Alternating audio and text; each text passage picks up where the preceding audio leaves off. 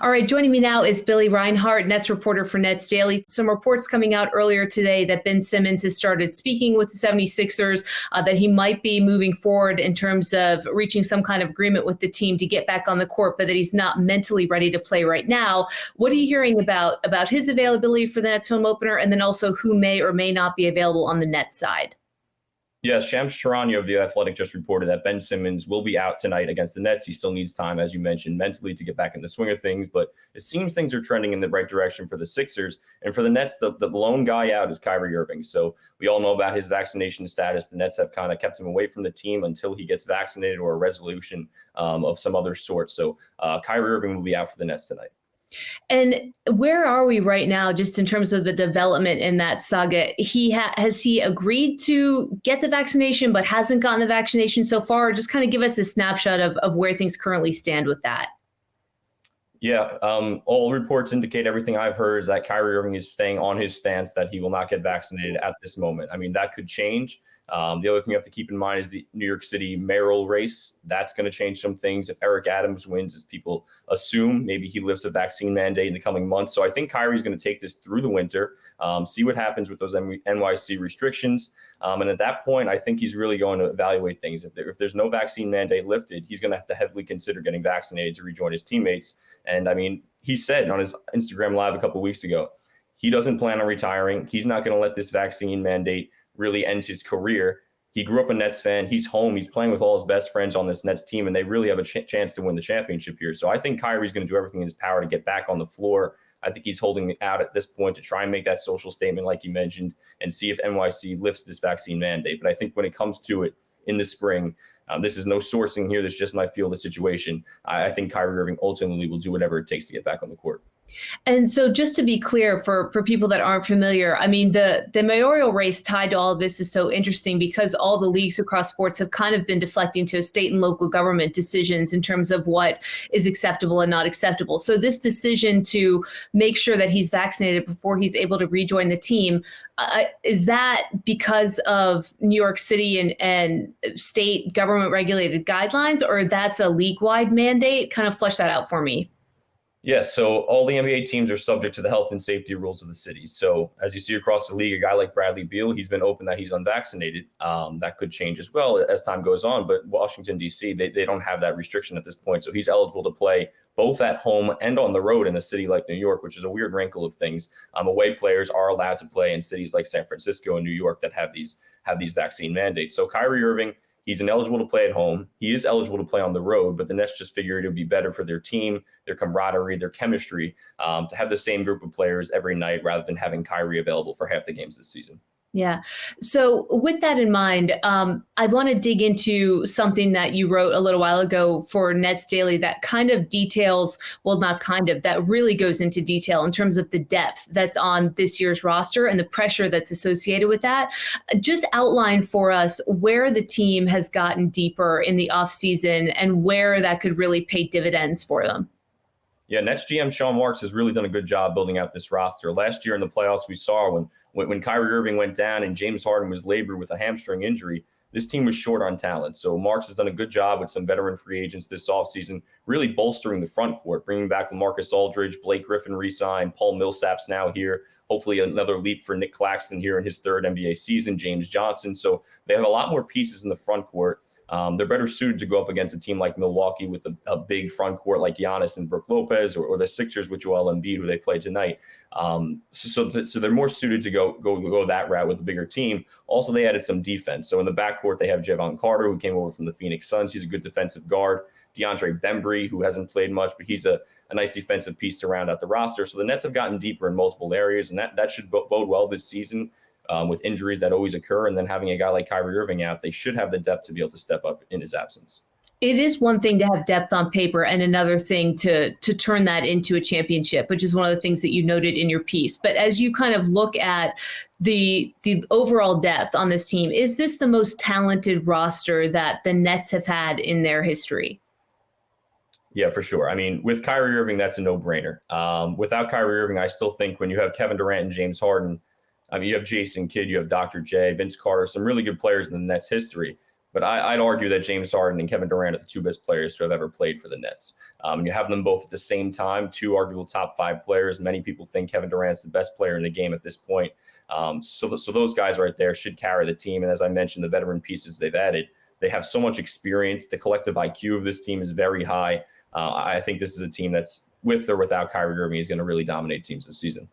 And where do they rank for you in terms of the history of the league and the most talented rosters? Are there other teams, whether they've reached a championship or not, that you associate with the kind of depth that this team has and say, like, they're on par with, X, Y, and Z? Who are those teams? Yeah, I think some of the teams that stand out, obviously the championship teams, the dynasties of the Warriors in recent years. I mean, when you think about the depth of a roster and a collective IQ, like I mentioned, I mean, from Steph Curry, Klay Thompson, Kevin Durant, Draymond Green, Andre Iguodala, a guy like Sean Livingston, David West. I mean, the list went on. The Warriors were incredibly deep. Obviously, Michael Jordan's Bulls, that's one of the best teams of all time.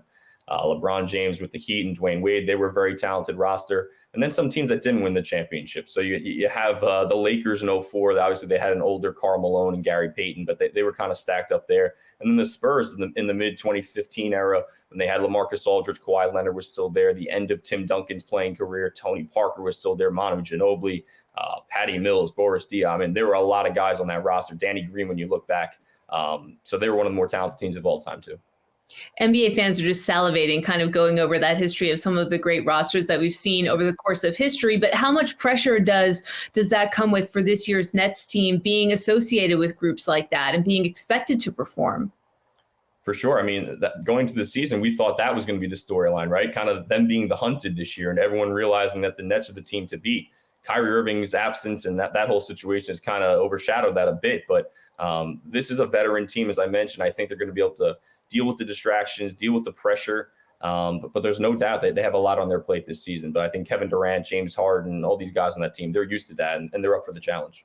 It's tough to go into Milwaukee and get a win, especially when that team is celebrating a championship. I mean, your takeaways from what you've seen very, very early in the regular season, and also a prediction for what you expect against the Sixers tonight without Ben Simmons.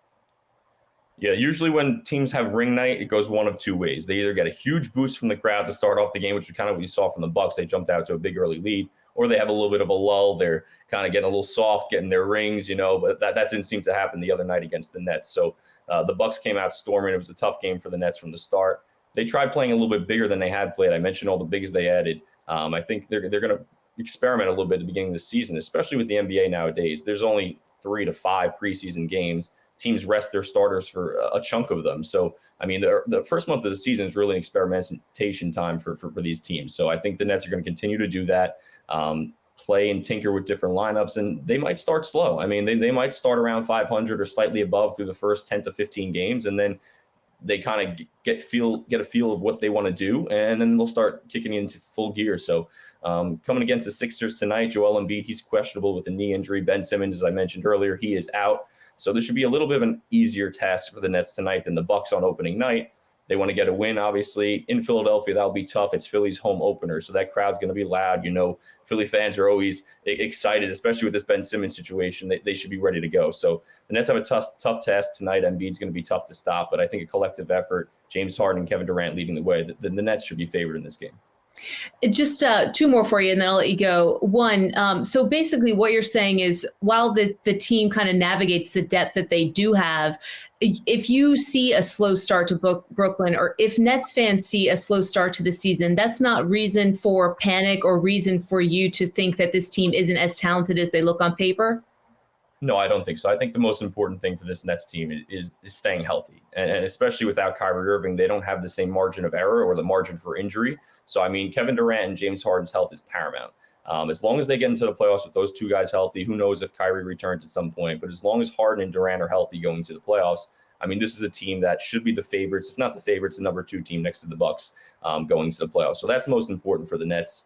Like I said, I think they're going to experiment a little bit earlier in the season. We saw a guy like Bruce Brown, who was a real key role player for the Nets last year, played 50-plus minutes in Game 7 and gave a strong showing. He didn't play on opening night. And Steve Nash said the team kind of knows what they have in Bruce Brown, and they were tinkering with bigger lineups. So I think you're going to see more of that as the games go on here the first couple of weeks of the season. But no, I would not overreact at all. I think there's little things you could take away. Like, I think the Nets without Kyrie Irving, evident that first game against tougher defenses. They might need a little bit more shot creation on the floor without having Kyrie. Maybe they play a guy like Cam Thomas, their first round pick, as the season progresses. So certain things they'll tinker with and just learn what the fit is like for this roster. But no, I'm not too worried about a slow start or anything like that. I think by the end of the year, the talent of this team will show through. And as long as they're healthy going to the playoffs, they should be a team to be reckoned with.